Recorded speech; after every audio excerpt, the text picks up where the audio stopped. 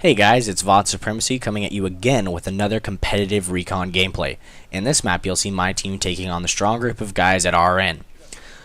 This time, I'll be telling you guys a little bit more useful factors about the recon that I left out in the last one, as far as GOAT playing and other such stuff like that, and I'll explain later on in the video when it actually happens. But quickly, we get off with one of the most important spots on Lansing Dam to go to. This particular door that I'm looking at right here is the defense's crucial point to get in this building. To get into that building, almost all teams will take that door over the metal detector door on the right, as you'll see me rotate to later, because it's a quicker spot and gets them in a more aggressive position to stop our push.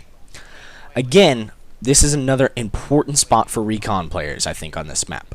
To look down the right side and essentially pick the guy watching that side for them. And usually on this map in particular, a team of defenders will only send one guy on the right side up here to watch that entire side. Now this leaves him vulnerable for a far right flank.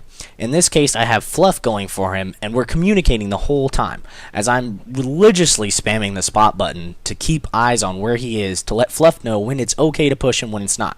Now, of course, I'm always sending shots downrange.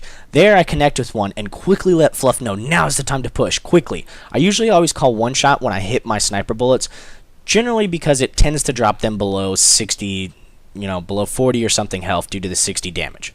There, I get a pretty sweet headshot as he lined himself in. Now here I get another call out that there's a guy still in the building. Fluff rushes in through the metal detectors and sadly gets taken out. So quickly I run in to try and clean up the kill. You'll notice another important thing. I switch to my sidearm.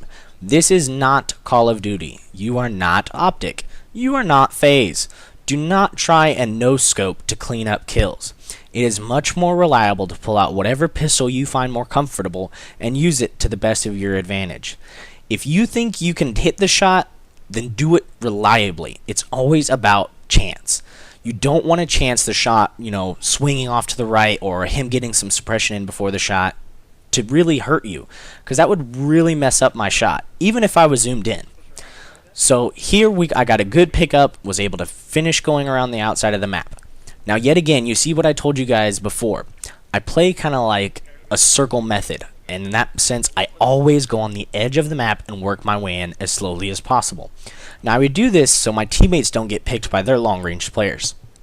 And it also makes me feel more comfortable and relaxed about getting picks. Now here I get the call that it's a guy's in there, and I thought I was on him when I shot. Sadly, I did allow my teammate to die there, but I quickly finished up the kill. Now, we get stuck in a 2v1 situation. We know he's in this building somewhere generally, but the best thing to do, especially with the communication, is move towards your teammate. We quickly realize that it's better if we group up together and get into a safe location and work our way up at him. So that's exactly what I do. I start bunny hopping back to my teammate, and we start discussing which areas would we choose, because obviously we can't pinpoint exactly where he is, but we know due to sound he hasn't left this building. So here comes the GOAT play, which is pretty much me being a sacrificial lamb. Now here I did get the kill with my pistol, but the point of that play was, as a recon, I turned the corner first. And most of you are like, well, why would you do that when you had an assault teammate? And I'll explain. As a recon, I do not hold the ability to revive a teammate. So in a 2v1, although it didn't really matter since we were close, but in a 2v1 situation, you want to give yourself the best odds you can. And the way I did that was, I turned the corner, and even if he did kill me, then he has wasted, usually I can, one player will take about a clip for another player. So I could get him to use that clip on me, allowing my teammate to follow up for the kill guaranteed. So it was good that I got the kill, but always make it to where the odds are in your favor. Yet again, you see me going to this spot. Sadly, I kind of jumped the gun, but quickly look back at the door. I kind of moved too early there, and I was kind of disappointed that I did.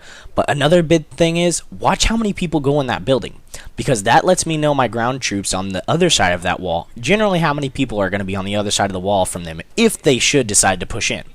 Now there are people who can come in through the metal detectors door down here, which you see us pushing towards, but it's not nearly as likely as them coming in through that particular door.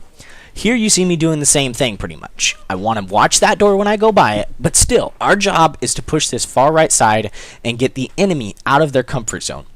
Break their setup and kind of hammer through what we feel is the strongest point to get to. And in this case, it was back here. Now here I quickly spot a guy on the back and let my teammate know that. Pretty nice shot by me on that one, if I do say so myself, putting us in a 3v3 situation. Sadly, none of us are in position to watch that guy's revive, and my guy up there just got picked. So we know there's this guy Skybridge, and I notice that the revive is up, so I look back. He's there again. I thought I had that shot again, but I guess not. But I didn't want to challenge it again because I was told we were being pushed. So here we get stuck in a 2v4 situation. I know there's a guy over here, so I keep eyes on it.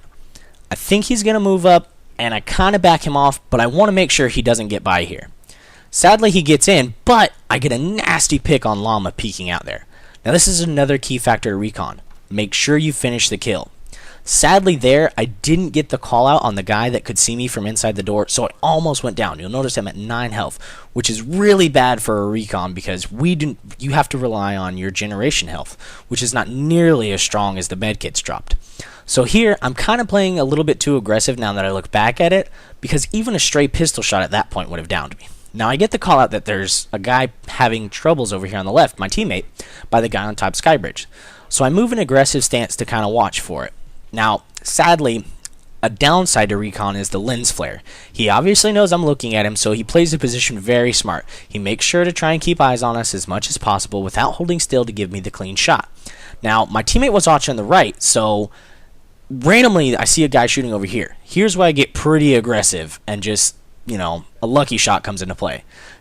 Staying calm, I make sure to line up the shot on his head and pull the trigger as quick as possible. So I get a dirty quick shot on that one. But we're still stuck in a 2v2 situation with time running out, and it is not in our favor in this case as we are the attackers. So we knew one guy was Skybridge, and we got the call out that there was one guy over here by my teammate. So I said, okay, well, let's push the one that's alone. So here's the guy alone. He takes some shots from me, but I get the kill assist, overall cleaned up. So I know there was a guy Skybridge, so I quickly zoom in this spot. Now here's where we make our mistake.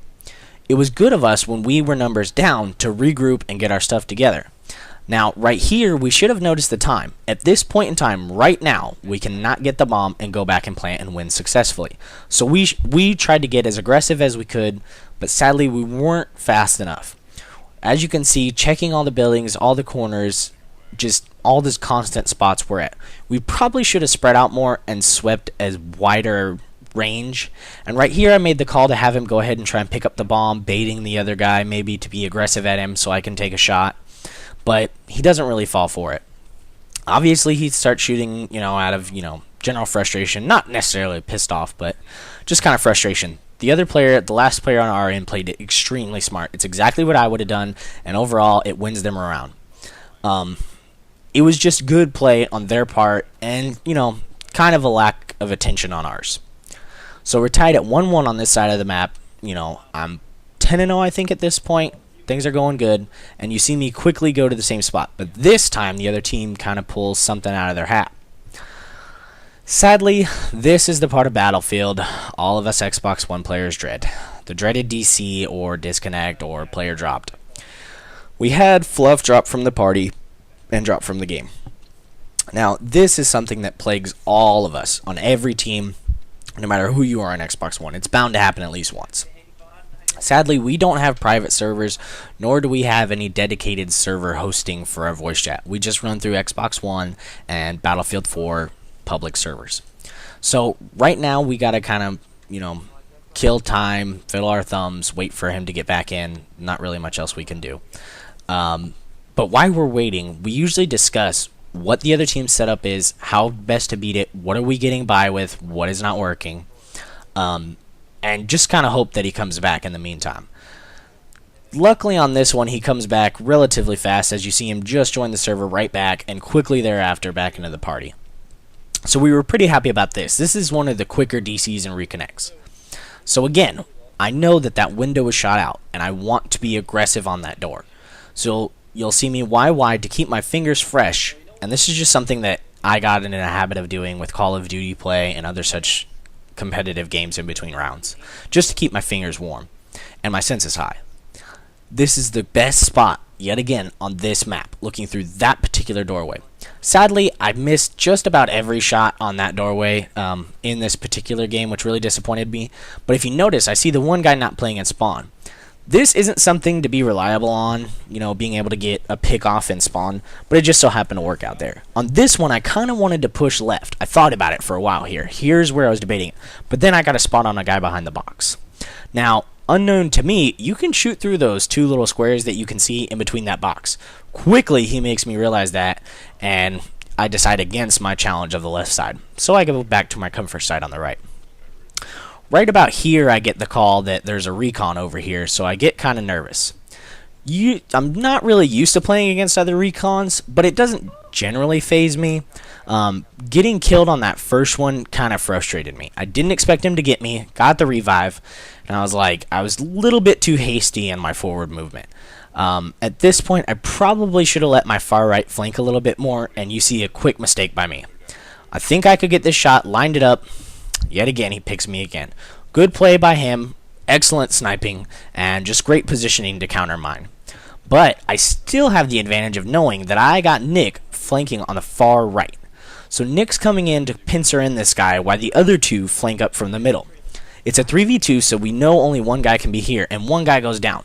So Nick quickly gets the nade, and my team finishes up the round, ending the game. This was kind of a shorter commentary, but a high kill from my perspective, so it let you guys see me in my, better map. I'll have more commentaries coming soon later this week, so make sure to stop in, subscribe, like, comment, show some love. See everybody on the battlefield.